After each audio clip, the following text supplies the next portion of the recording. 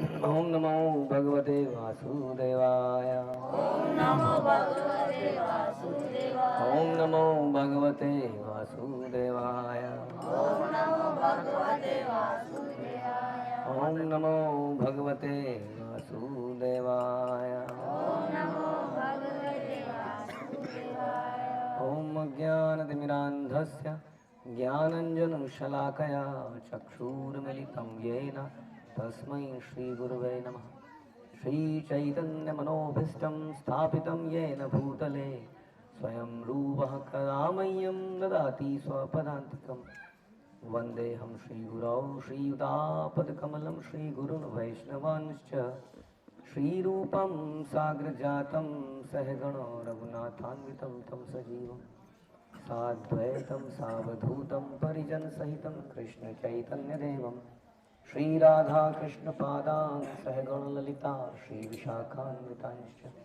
हे कृष्ण करुणा सिंधु दीनबंधु जगतपते गोपेश गोपिकाकांत राधाकांत नमस्तुते। सप्तकांचन गौरांगी राधे वृंदावनेश्वरी वृषभानुसुते देवी प्रणमामि हरिप्रिये। वाञ्छाकल्पतरुभ्यश्च कृपा सिन्धुभ्येव च पतितानां पावनेभ्यो वैष्णवेभ्यो नमो नमः। जय श्री कृष्ण चैतन्य प्रभु नित्यानंद श्री अद्वैत गदाधर शिवासादि गौर भक्त वृंद। हरे कृष्णा कृष्ण कृष्णा हरे हरे, हरे राम राम राम हरे हरे। नमो विष्णुपादाय कृष्णप्रेष्ठाय भूतले श्रीमते भक्ति वेदांत स्वामिन्यति नामिने। नमस्ते सारस्वते देवे गौरवाणी प्रचारिणे निर्विशेष शून्यवादी पाश्चात्य वेशतारिणे। हरे कृष्णा। तो आप सभी का स्वागत है इस यात्रा में। अभी तक आप लोगों ने भुवनेश्वर में कुछ दर्शन किए और हम लोग बहुत ही पवित्र जगह नील माधव में हैं।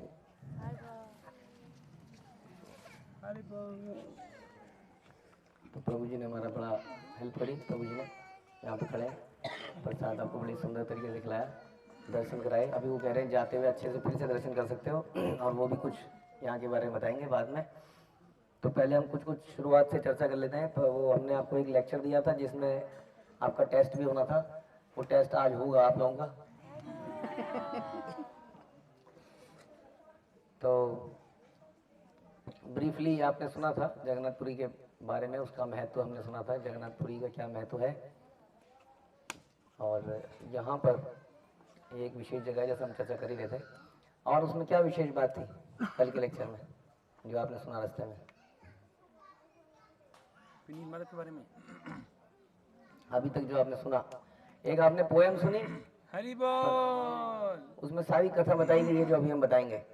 लेकिन अभी शायद आपको समझ नहीं आई होगी कि कथा सुनने के बाद आपको आपसे दोबारा से सुनेंगे तो समझ में आ जाएगी ये पोएम क्या चीज है। और आपने सुना था जगन्नाथपुरी में जो लोग चलते हैं, ऊपर से जब लोग देखते हैं जगन्नाथपुरी में लोगों को चलते हुए तो क्या दिखता है उन्हें? चतुर्भुज। कि चतुर्भुज में लोग चल रहे हैं। अगर वो सोते हैं तो उन्हें क्या फायदा मिलता है? अगर वो लेटते हैं प्रणाम तो उन्हें क्या फायदा मिलता है? ओके। अगर वो कुछ भी बोलते हैं तो उन्हें क्या फायदा मिलता है? प्रेयर, भगवान की प्रेयर। अगर वो मछली खाते हैं तो क्या फायदा मिलता है? तो मछली खाना कब से शुरू कर रहे हैं आप लोग? ओके। और क्या सुना था? बिंदु सरोवर सुना था आपने? रोहिणी कुंड तो अभी आएंगे रोहिणी कुंड में।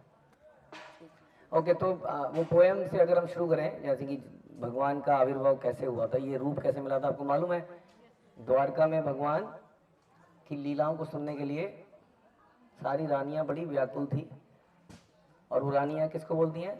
रोहिणी जी को बोलती हैं। पीछे आवाज आ रही है सीढ़ियों तक? ओके। तो वो रोहिणी जी को बोलती हैं कि हमें भगवान की कुछ कथा सुनाए। तो क्या बोलती हैं? अगर कथा सुनाएंगे तो गोपी भाव में चले जाएंगे। क्या बोलेंगे वो? गोपी यो गोपी चिल्लाएंगे दोनों ये भाई। अगर कुछ हम भगवान के बारे में कुछ बताएंगे तो ये गोपी और गोपी करते हुए पता नहीं है द्वारका से छोड़ के फिर से वृंदावन चले जाए तो क्या करें। तो फिर किसको निर्धारित किया गया? सुभद्रा महारानी ने कहा कि मैं जो है कथा बाहर से सुन लूंगी। हाँ, मैं देखूंगी कि कृष्ण बलराम अंदर को ना जाए। और वो गेट में खड़ी हो गई और कथा चालू हो गई भगवान की गोपियों के साथ बाल लीलाएं। और वो सुनते सुनते सुनते सारे लोग इतने गुम हो गए कि सुभद्रा महारानी को पहरेदारी करनी थी, वो पहरेदारी करना भूल गई और वो भी बिल्कुल उसी लीला में डूब गई। और तभी वहां से कृष्ण बलराम आ गए और उन्होंने देखा ये सुभद्रा को क्या हो गया, ये ऐसे दरवाजे से चिपकी हुई क्यों है। तो उन्होंने कहा हम भी जरा कान लगाते हैं। तो उन दोनों ने कान लगाया तो उन्होंने अंदर से क्या आवाज़ें आई, भगवान की लीलाओं की आवाज़ आई। और जब भगवान उसको बैठ के दोनों बैठ गए वहाँ कृष्ण बलराम और सुनते रहे सुनते रहे सुनते रहे सुनते रहे। और सुन के वो दोनों भी एकदम मस्त हो गए। और उसके बाद उनके अंदर इस प्रकार के विकार पैदा हुए, सात्विक कह लीजिए आध्यात्मिक, कि उनका शरीर जो है इस प्रकार का हो गया जैसा कि आप जगन्नाथ बलदेव सुभद्रा को देखते हो। हरि बोल। उनकी आंखें बड़ी बड़ी हो गई। कैसी आंखें, ये बड़ी बड़ी आंखें बड़ी बड़ी हो गई। हाँ, और शरीर अंदर चला गया, पैर गायब हो गए एक तरह से। हाँ, तो इस तरह के उनके दर्शन हो गए। अब देखेंगे गौर लीला में गौरांग महाप्रभु भी जब समुद्र में चले जाते हैं उनका शरीर इतना बड़ा हो जाता है। और कभी कभी गौरांग महाप्रभु, अब गंभीरा में जाएंगे हम, गंभीरा में चाबी जो होती थी, वो जो चाबी की जो छेद होता है उसमें से निकल जाते थे तरल बन के। तो ऐसा भगवान दिखाते हैं जो सिम्टम किसी आम आदमी के अंदर नहीं दिख सकते हैं, ये भगवान के अंदर ही ऐसे सिम्टम दिख सकते हैं। तो इस प्रकार से जगन्नाथ बलदेव सुभद्रा ने वो रूप दिखाया जो हम रथ यात्रा में देखते हैं, जो कि किस चीज का रूप है, कैसा रूप है, वो क्या दिखाता है, एक्सटेसी, सुप्रीम एक्सटेसी, जबरदस्त। जैसे आप खुशी में कई बार आपका आंखें बड़ी बड़ी हो जाती हैं, इतनी एक्सटेसी है। हमारी खुशी छोटी है, हम लोग छोटे हैं, भगवान है, उनकी जब प्रसन्नता है तो वो ऐसा रूप उनका बन गया। और उस रूप को बनते ही देखते ही वहां पर कौन प्रकट हो गए, नारद मुनि। और नारद मुनि का प्रभु ये रूप संसार में हर किसी को दिखना चाहिए, ये अद्भुत रूप है। नारद मुनि को देखते ही भगवान नॉर्मल रूप में आ गए, लेकिन भगवान ने आशीर्वाद दिया कि ये रूप जरूर एक दिन सबको हम दिखाएंगे, ठीक है। तो इस प्रकार से ये रूप आया था। और उसके बाद में क्या हुआ, बाद में आप जानते हैं जो कथा अब हम करते हैं, या इससे पहले रथ कैसे आया वो भी जानते हैं आप, कि रथ यात्रा में किस प्रकार से कुरुक्षेत्र में जब भगवान पहुंचे थे तो गोपियों ने, ये हम संक्षेप में बोल रहे हैं कि गोपियां वहां पहुंची थी, लेकिन भगवान कैसे थे, सैनिकों के साथ थे, ऐश्वर्य में थे, ऑपुलेंस में थे, लेकिन रानियों ने उनको हमेशा माधुर्य रूप में देखा था। तो उन्होंने क्या देखा कि हम भगवान को अब वृंदावन में लेके जाएंगे, हाँ, यमुना तीर वनचारी, उसको वहीं पे लेके जाएंगे और वहीं पर वो लीलाएं करेंगे। इसके लिए हम क्या करते हैं, भगवान को लेके चलते हैं, खींच के चलते हैं रथ में बैठा के। तो गोपियों ने भगवान को रथ में बैठाया और वहां से खींच के लेके चली गई वृंदावन की तरफ, हाँ, रथ में। तब से हम लोग रथ यात्रा मनाते हैं। अब जो है ये रूप जो आपने देखा था, अभी तक सुना था, ये रूप संसार में कैसे आया, इसके पीछे कथा आती है जो कि इस जगह से भी रिलेटेड है। वह राजा इंद्रद्युम्न की, किसकी, राजा इंद्रद्युम्न की, इंद्रद्युम्न की राजा। हाँ, तो इंद्रद्युम्न राजा के हृदय में ये भाव था कि उसे भगवान के दर्शन करने हैं, हाँ, उस एक्सटेसी रूप को देखना है, उनकी सेवा करनी है। तो ऐसा बताते हैं कि भगवान ने एक सन्यासी का रूप लिया। हालांकि इस कथाओं में बहुत सारी वेरिएशन है, कई सारी वेरिएशन सुनाई देती हैं। जनरली जो बोला जाता है हम वो बोलेंगे कि किस प्रकार से एक सन्यासी वहां पर आए और बोले, भगवान भगवान, मैंने भगवान को देख लिया है। हाँ, वो अद्भुत रूप वो बताने लगा। वो बताते बताते उनके आंखों में से आंसू बहने लगे, वो चिल्लाने लगे। राजा इंद्रद्युम्न को सारी बात बताने लगे कि कैसे उन्होंने साक्षात भगवान के दर्शन किए हैं, और उनको बताया कैसे वहाँ पे कल्प वृक्ष है, कैसे वहाँ पे एक रोहिणी कुंड है, वो सारी घटना बताई। तो वो बताने लगे कि वहाँ पे एक रोहिणी कुंड है, रोहिणी कुंड के ऊपर से एक पक्षी, एक कौवा जा रहा था उड़ता उड़ता, और कौवा एकदम से रोहिणी कुंड में गिरा, और रोहिणी कुंड में गिरते ही वो चतुर्भुज हो गया और चतुर्भुज होकर चला गया। हाँ, तो वो बताने लगे किस प्रकार से कौवा भी वहाँ पर जब मरा तो चतुर्भुज होकर चला गया रोहिणी कुंड में। तो और वहाँ पर एक कल्प वृक्ष है जिसकी छाया पड़ते ही, जिसकी छाया में आते ही सारे पाप नष्ट हो जाते हैं। ऐसी वो जगह है, इतनी सुंदर जगह है, और वो जो दर्शन है वो अद्भुत है।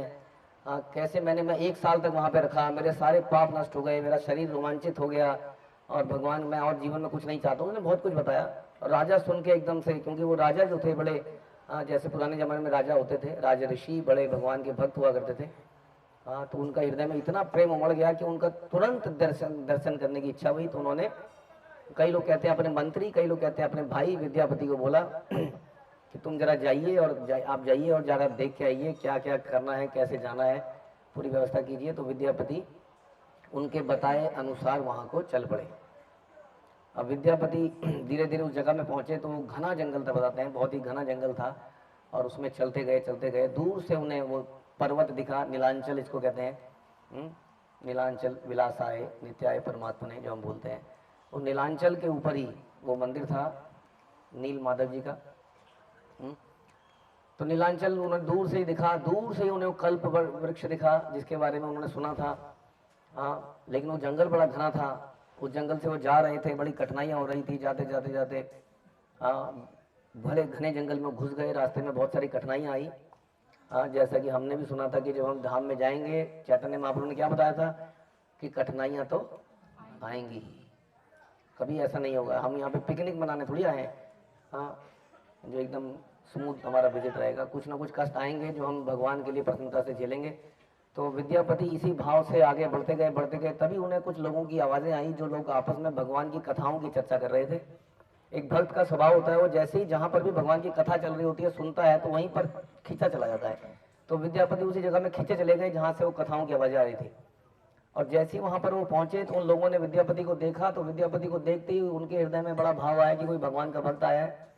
उसने पूछा कैसे आए हो, आइए, आपको रास्ते में कठिनाई तो नहीं, आप क्या खाएंगे, ये सब बातें चल रही थी। तभी वहाँ पे शबर, उनको शबर जाति के लोग थे, शबर जाति के जो हेड थे विश्वावसु, वो वहाँ पहुँचे और उन्होंने उनसे हालचाल पूछा कि आप कैसे आए हैं, इस घने जंगल में आप कैसे सर्वाइव करेंगे, क्या करेंगे, आइए हमारे साथ रहिए, हमारे साथ प्रसाद पाइए, चलिए हम आप जरा नहा धो लीजिए, स्नान कीजिए, प्रसाद पाइए। उन्होंने क्या कहा विद्यापति ने कहा चलो थोड़ा प्रसाद पा लेता हूँ, जल्दी क्या है 3-4 दिन रुक जाता हूँ। विद्यापति ने कहा मैं कुछ भी ग्रहण नहीं करूंगा जब तक मैं भगवान के दर्शन ना कर लूं। मैं भगवान के अपने राजा के आदेश से यहाँ पर आया हूँ, मैं मुंह में कुछ भी धारण नहीं करूंगा जब तक मैं भगवान के दर्शन ना कर लूं। इसमें भी कई वेरिएशन आती है। कई लोग कहते हैं कि विश्वावसु चाहते नहीं थे कि वो वहां पर जाएं, क्योंकि उन्हें डर था कि जैसे ही ये वहां पहुंचेंगे दुनिया को इसकी खबर लग जाएगी कि यहाँ पर नील माधव हैं। और अभी तक ये शबर जाति सीक्रेटली उनकी सेवा करते थे, दुनिया को इसके बारे में पता नहीं था, तो वो ले जाना नहीं चाहते थे। फिर बाद में ऐसा बताते हैं कि ये वहाँ कुछ दिन उनके साथ किसी तरह से आगे तो जाना ही था, तो किसी तरह से इनका विवाह उनकी बेटी से हो गया। कुछ दृष्टांत ऐसे हैं जहाँ ये कथा नहीं आती है बेटी से विवाह की।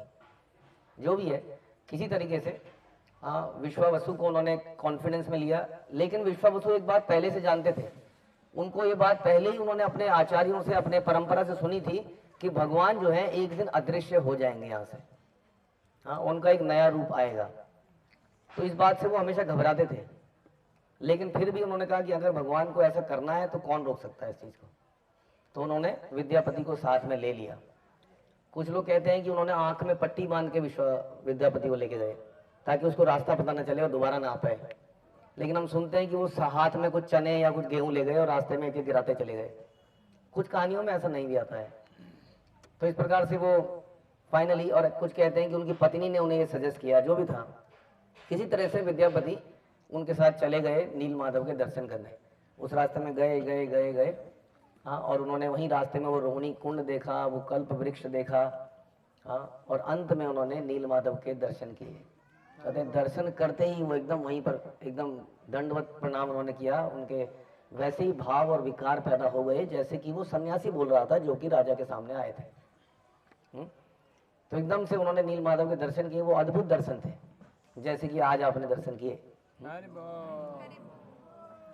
तो आपने दिखा होगा कि दिखा रहे थे कि कैसे उनके शरीर से गंगा जल निकल रहा है, नीचे इकट्ठा हो रहा है। देखा आप लोगों ने? जो आपने पानी पिया ऊपर, वो भगवान के विग्रह में से निकल रहा है।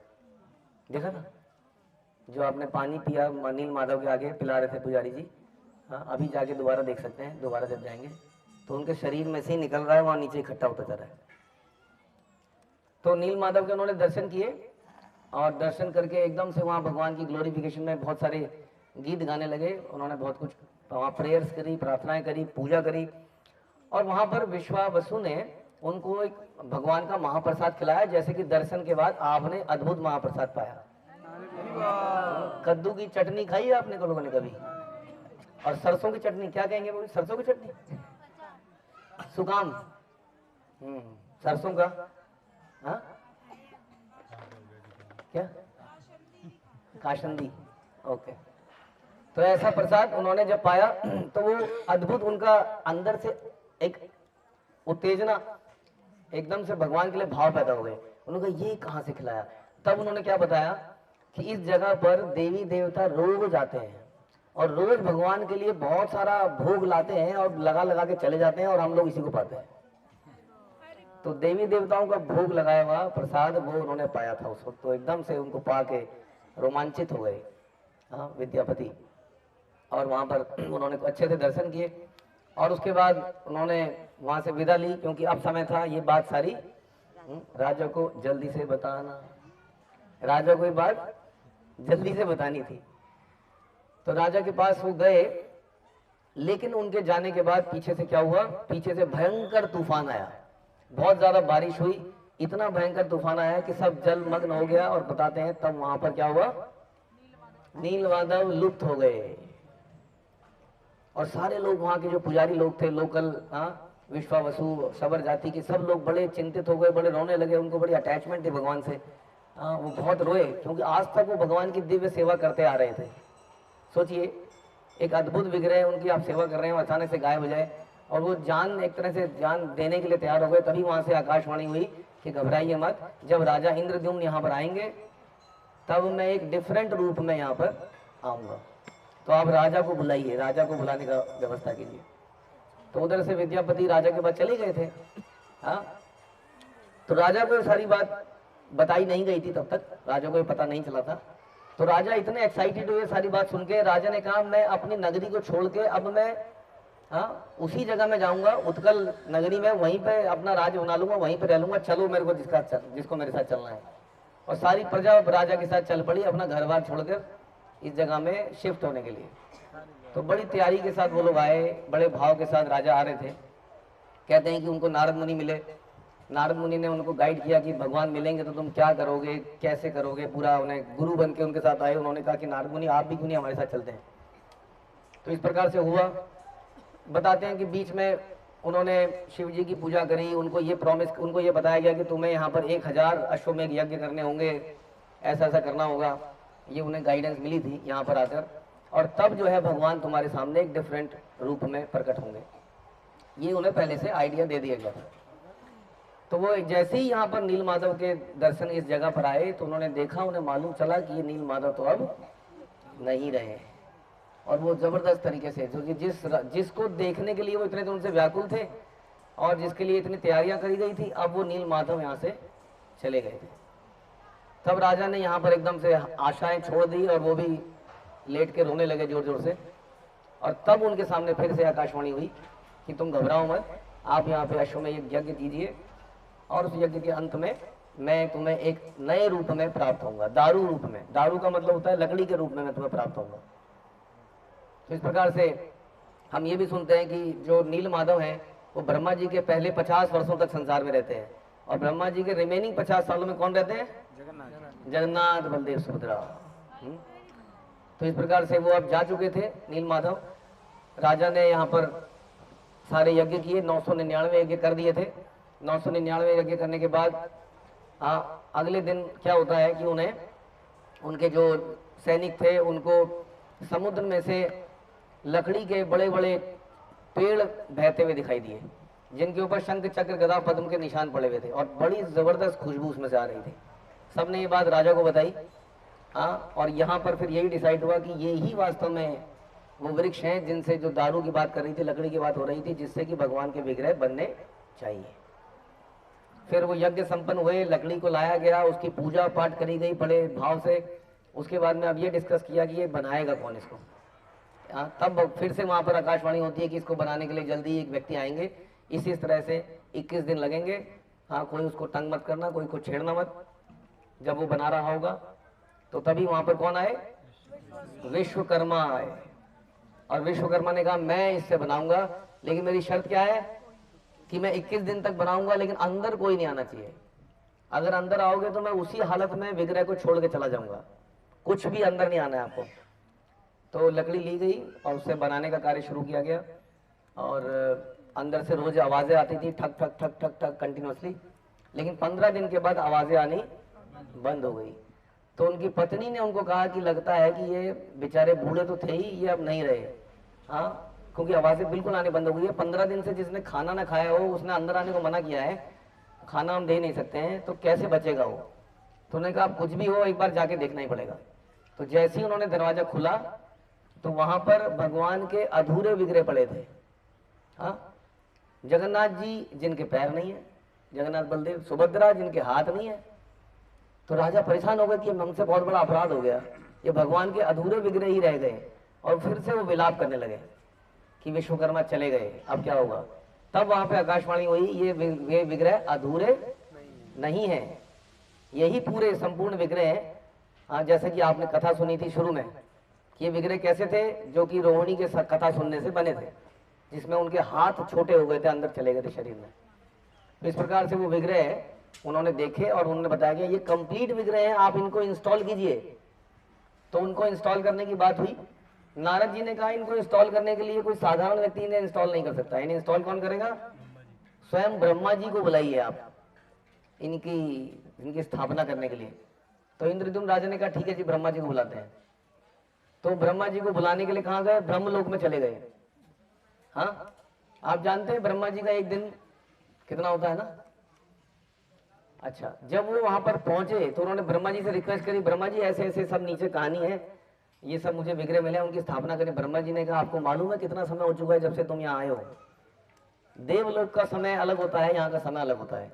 यहाँ के 24 घंटे वहां के 24 घंटों में बड़ा अंतर है। ब्रह्मा जी का एक दिन बराबर 1000 युग साइकिल। हाँ, अभी पूरा दिन नहीं बीता था, अभी उन्होंने बताया कि एक कल्प बीत चुका, एक मनवंतर बीत चुका है। मनवंतर जानते हैं आप कितने दिनों में होता है, 71 है ना। 71 युगा साइकिल में मनवंतर होता है। एक दिन नहीं बीता है ब्रह्मा जी का, लेकिन 71 मन वो बीत चुके हैं, एक मनवंतर बीत चुका है जिसमें 71 युगा साइकिल। एक युगा साइकिल मतलब कितना हो गया, 43 lakh years is equal to 1 yuga cycle into 71। इतना समय बीत चुका है। अब नीचे क्या मिलेगा तुम्हें। एनीवे कहते हैं कि मैं आप तैयारी कीजिए, नीचे तो इतना मैं आता हूँ। तो इंद्रद्युम्न राजा को नीचे भेजा, नीचे देखने आए तो नीचे ना तो मंदिर था ना विग्रह थे। इतने लाखों सालों में वो जगह बालू से ढक चुकी थी और सब कुछ दब चुका था। इतने सालों में तो भूकंप आएगा, क्या क्या आएगा, क्या बचेगा। तो बताते हैं कि उसके बीच में गाल माधव राम के राजा थे बीच में। तो वो राजा अपने एक दिन घोड़े में जा रहे थे, भागते भागते भागते भागते, तो घोड़े के पैर से टन की आवाज आई। तो वो रुके, उन्होंने नीचे देखा कि टन की आवाज कहाँ से आई है। उन्होंने जगह को खोदा तो वहां से क्या निकले, चक्र, नील चक्र, भगवान के सुदर्शन चक्र जो मंदिर के ऊपर है। उन्होंने उस जगह को खोदा तो उसके नीचे से पूरी सिटी एक तरह की निकल आई, जैसे आजकल निकलती है ना, पुराने जमाने में खोदते हैं हम। पूरा का पूरा मंदिर उसमें से निकल आया। और गाल माधव ने कहा जी ये तो मेरे विग्रह, मेरा मंदिर है। बाद में वहां पे इंद्रद्युम्न राजा फिर से आए, ऊपर से नीचे जब आए तो उन्होंने कहा ये तो मेरा मंदिर है, ये तो मैंने बनाया था। तो बताते हैं कि वहां पे आई थिंक काक भूषणी कहीं बैठे थे, ऐसा सुना हमने। उन्होंने बोला नहीं जी, ये प्रारंभ में इंद्रद्युम्न का ही है, इन्हीं का ही है, तुम्हें तो बाद में मिला। तो जो भी है उनका आपस में सेटलमेंट हुआ। उधर से ब्रह्मा जी आए और फिर से जगन्नाथ बलदेव सुभद्रा की स्थापना यहाँ ब्रह्मा जी द्वारा करी गई। तो इस प्रकार से ये विग्रह यहाँ पर फाइनली स्थापित हुए। तो ये संक्षेप में आता है और आप समझ सकते हैं ये नीलांचल, ये कह सकते हैं हम, ये वही जगह है।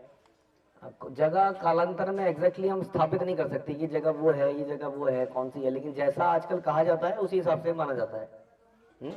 जैसे आप रोहिणी कुंड में जाएंगे मंदिर में, रोहिणी कुंड में जल नहीं है। अब जब जगन्नाथ मंदिर में जाएंगे वहाँ रोहिणी कुंड जगह आएगी, वो जल छिड़कते हैं आपके ऊपर। वहां से जिस जल के ऊपर कौन गिर गया था, कौवा गिर गया था, लेकिन उस जगह में अब जल नहीं है, कुंड नहीं है, लेकिन वहां फिर भी पानी डाल के वो छिड़कते हैं। तो वो जगह वो ये नील, कई लोग कहते हैं यही है, कई लोग कहते हैं नहीं है, लेकिन इस भाव से यहाँ पे दर्शन कर सकते हैं हम लोग। नील माधव अब वैसे जो थे, नील माधव के बाद अब हमारे लिए कलयुग में कौन है, जगन्नाथ बलदेव सुभद्रा ही हमारे लिए इस संसार में आए। तो इस प्रकार से ये कथा है नील माधव और जगन्नाथ जी के विग्रहों।